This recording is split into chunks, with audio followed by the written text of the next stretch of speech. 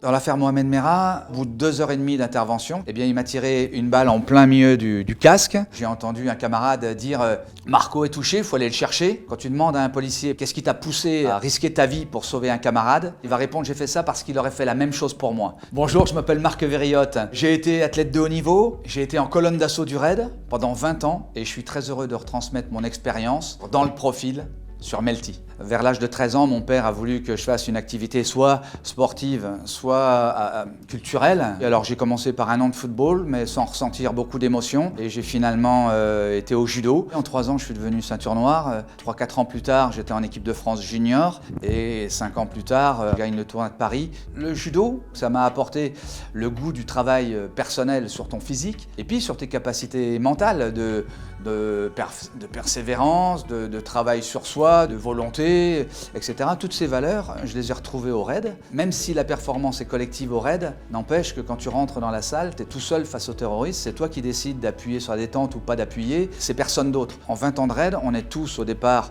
porteurs de boucliers, membres de la colonne d'assaut, et au bout de 3-4 ans, on commence à travailler des spécialités. Et moi, ma spécialité, ça a été très vite l'effraction, c'est-à-dire ouvrir une issue pour que le groupe d'intervention puisse rentrer. Ouvrir à l'explosif, ça s'apprend pas vraiment à l'université. Il y avait beaucoup de choses à apprendre. Je ne pouvais pas regarder une porte sans me dire combien d'explosifs je mettrais, à quel endroit je mettrais l'explosif. Trop sur une porte, ça peut l'encastrer dans le montant. Et puis pas assez, c'est un drame parce que la porte ne s'ouvre pas. Chaque seconde compte.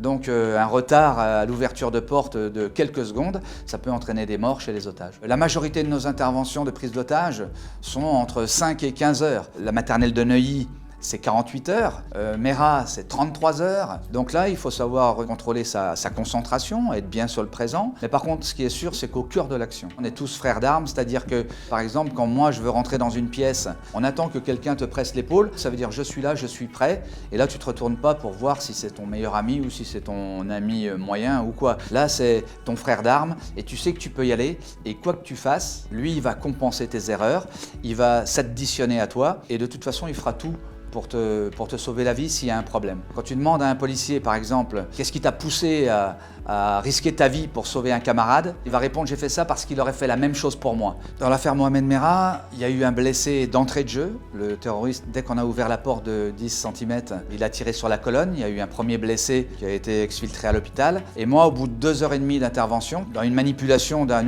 outil pour réouvrir la porte, il m'a tiré une balle en plein milieu du casque. Ça m'a fait basculer, ça m'a fait vriller. Et la deuxième balle qui est arrivée immédiatement, qui aurait dû me frapper pleine gorge, en fait, elle m'a frappé à l'arrière de l'épaule. Je suis tombé dans les escaliers, il a vidé son chargeur, les 5 autres balles pour m'avoir en ricochet. Je me suis protégé sous les escaliers et c'est vrai qu'à un moment donné, les gens ont vu que j'avais pris des balles et j'ai entendu un camarade dire « Marco est touché, il faut aller le chercher ». Pendant les quelques secondes là où j'étais caché sous l'escalier, j'avais commencé à me toucher le front, à chercher un peu le sang, à toucher l'épaule parce qu'on n'a pas l'habitude de prendre des balles.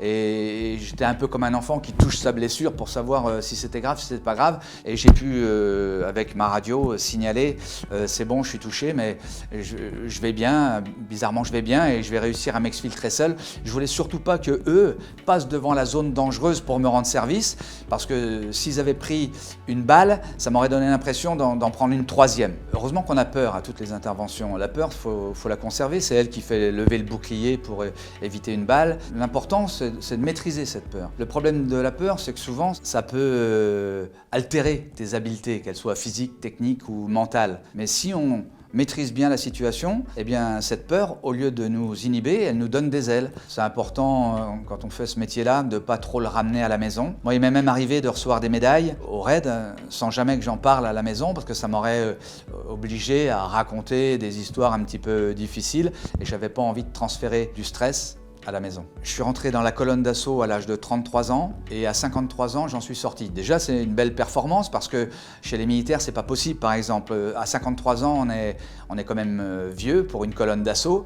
Mais dans la police, comme on nous dépose à 500 mètres d'une crise, on peut se permettre de garder l'ancienneté, de garder de l'expérience. Ce livre, en effet, au cœur du RAID, C'est pas banal puisque les opérateurs d'assaut en règle générale n'ont pas le droit de parler, ne sont pas invités sur les médias, ce sont les cadres et les négociateurs ou les syndicalistes qui parlent. Je voulais que la vérité soit dite parce que souvent dans notre société de communication, il y a beaucoup de livres avec beaucoup de bêtises, il y en a même qui mentent un peu, qui prospèrent sur des mensonges. Là c'est un livre vrai, un livre d'opérateur de terrain écrit par un opérateur de terrain.